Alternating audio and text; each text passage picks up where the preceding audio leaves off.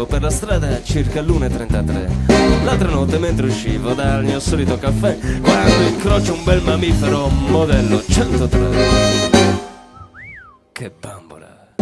Riempiva un bel vestito di magnifico lamè. Era un cumulo di curve come al mondo non ce n'è. Che spettacolo le gambe, un portento, credi a me. Che bambola! Ehi, ehi, ehi, le grido, piccola! Dai, dai, dai, non farla stupida!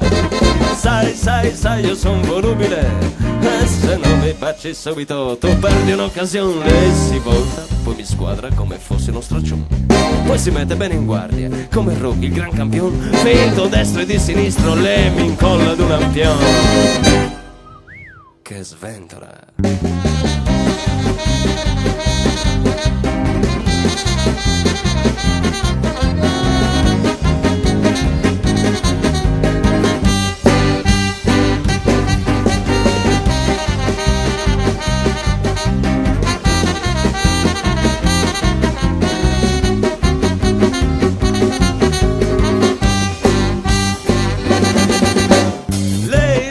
Spaventatissima, lì per lì diventa pallida, poi allarmatissima, mi abbraccia per sorreggermi, le faccio compassione, sai com'è? Ci penso sopra e poi decido che mi va.